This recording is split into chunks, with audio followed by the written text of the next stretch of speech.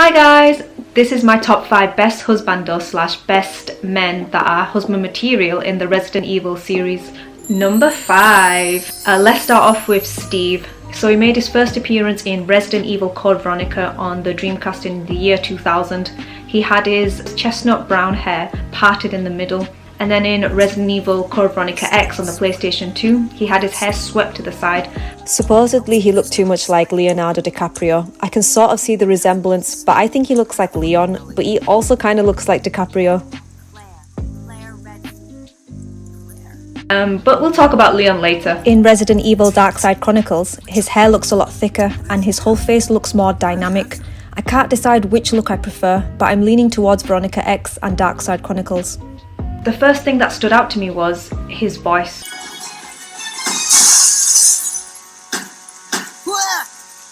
Wait, don't shoot! Sorry about that little misunderstanding. It's very squeaky. A lot of people found him annoying because of the voice, but I didn't mind. I quite liked it. I saw my brother play the game years ago, and I wasn't able to play it because I didn't have my own PlayStation or whatever. I played the game many years later, and when I hear that sort of squeaky voice and kind of bad voice acting, it's kind of nostalgic to me, so maybe that's why I like it. Don't move. When you first see him, you find out he too is a prisoner on this island and he plans to escape using a plane. And Claire clearly wants to join him. He turns around and says, I hear there's an airport around here, and once I find it, I can finally escape from this crazy island. I'll see ya. Hey, wait up! I don't want you following me, lady. You'll only slow me down. Excuse me, how dare you? Fine, I'll find my own way out, thanks. After like an hour of gameplay, you see him again in the computer room. Claire finds out that she can contact her brother Chris Redfield so that he can come save her, but this makes Steve a little emotional, as you can see here. No way. He won't come. You'll just end up disappointed if you rely on others. Believe me, I know. What was that all about? I know, right? Steve has issues, he has a lot going on, but I think that's what makes him more interesting. Like, you want to get to know him a little bit more. No.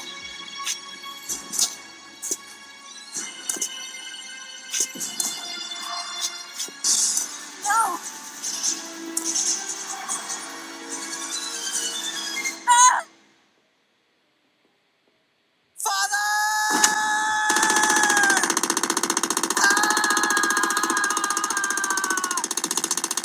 Now it all makes sense as to why he was so emotional before. You see him paralyzed with shock and fear when he sees his father as a zombie.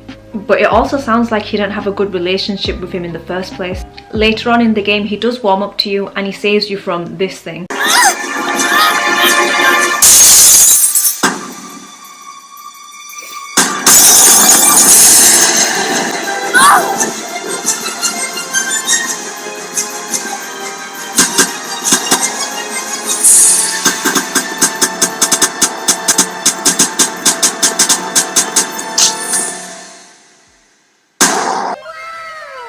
Unfortunately, later on in the game, he turns into a monster and then you have to kill him, and it's followed by this emotional cutscene. Brother kept his promise.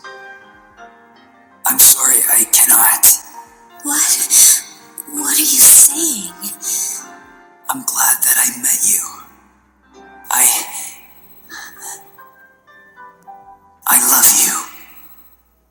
Claire. I'm sorry, what? What?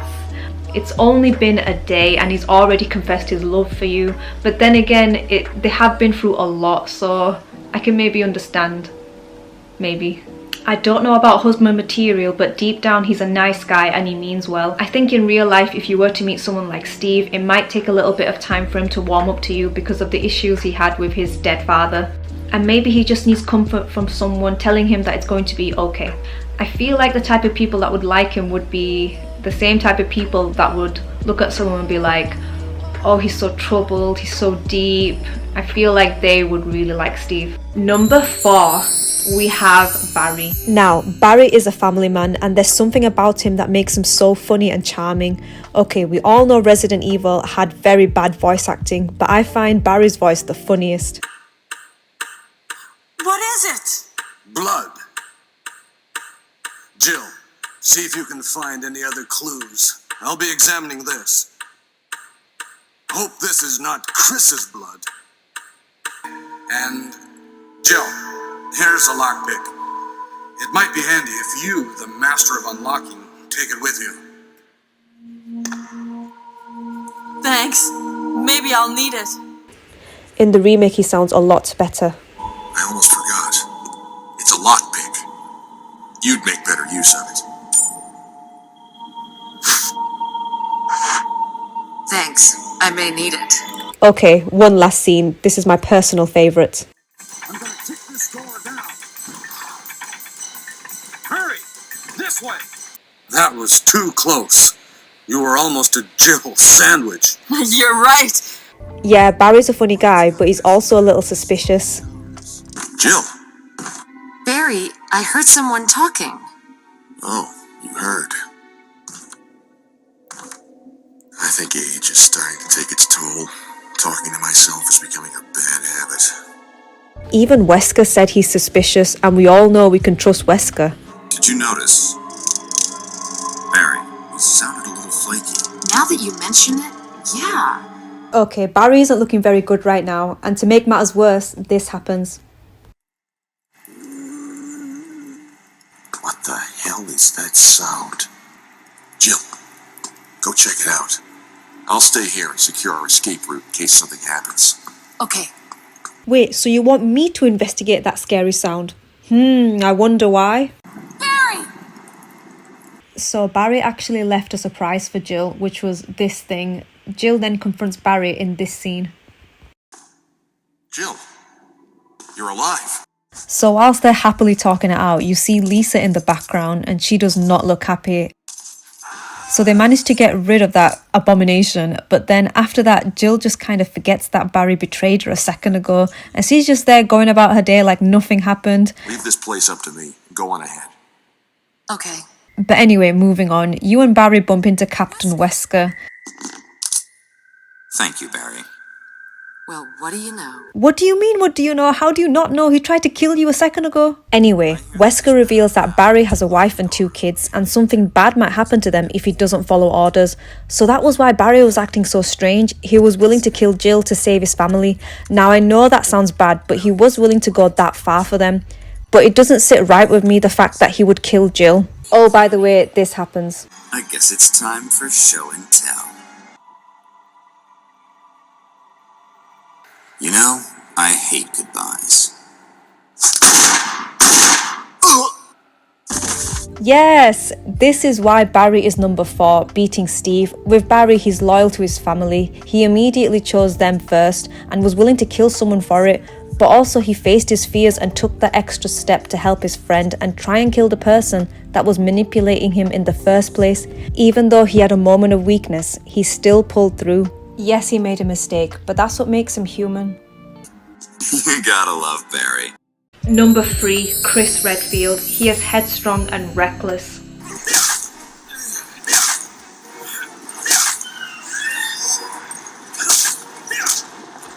And then he got tangled up by this monster and had to get rescued by Rebecca. Chris! But he did go to Africa to try and find Jill, and the things he went through in Resident Evil 5 were insane.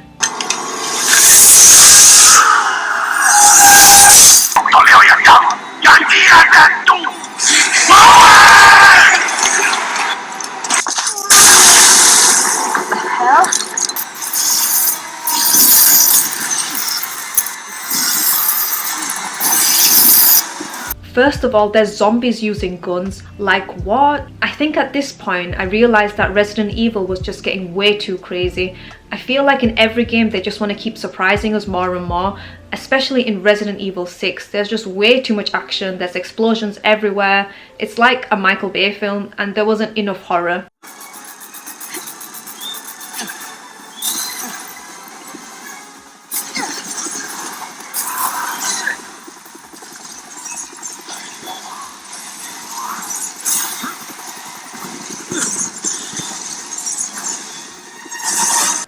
Well, except for this scene.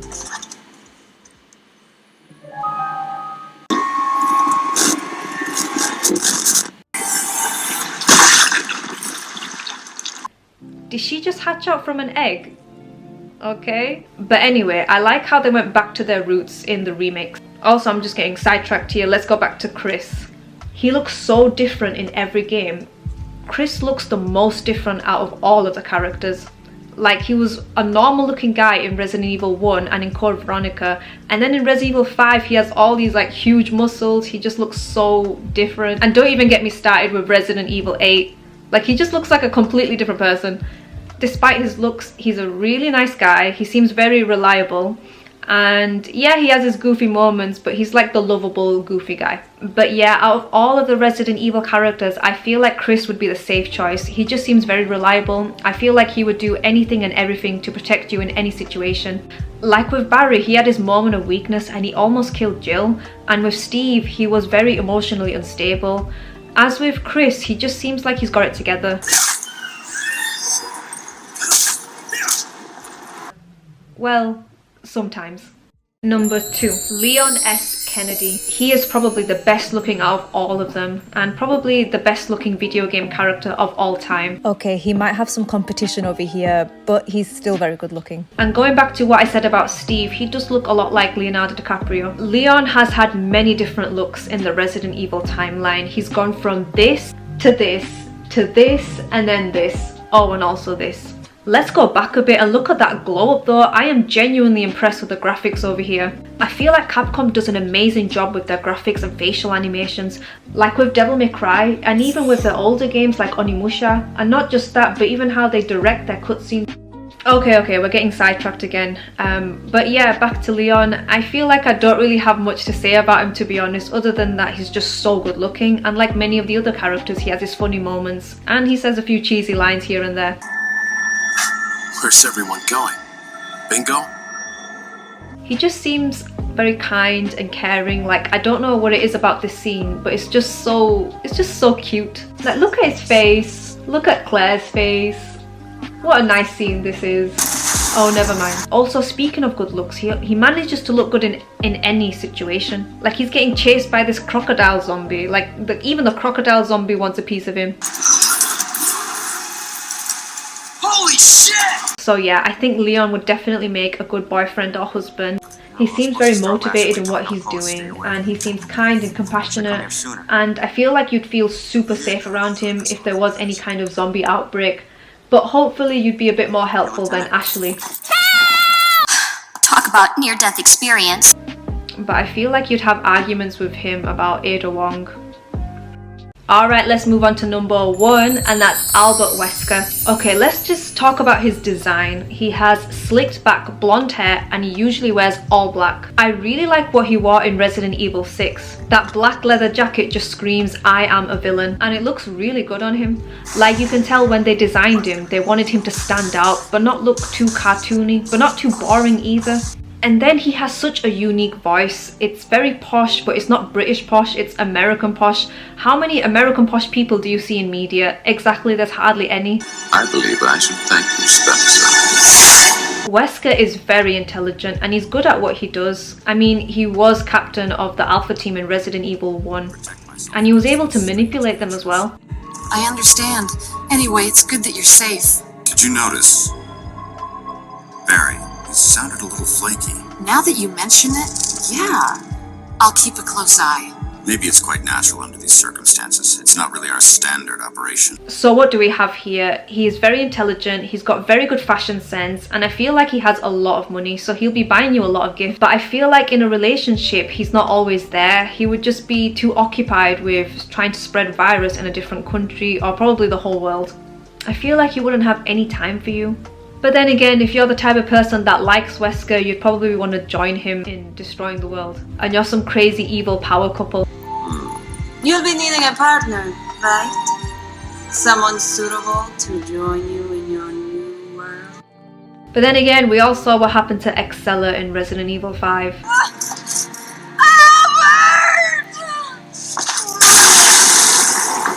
And also he seems a little bit too obsessed with Chris, so you might have some competition there. And also, why is he wearing sunglasses indoors? Like, I know he has the weird red eye thing, but he didn't have that in Resident Evil 1, so then why wear the glasses? I don't know what it is, but it just seems so outrageously funny to me because he's just so over the top.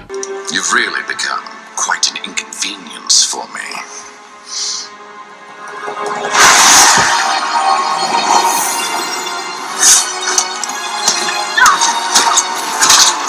At least he'll keep you entertained. If you prefer Wesker being your husband, then you're probably the type of person that loves thrills, that loves the ups and downs, and you low-key like being manipulated.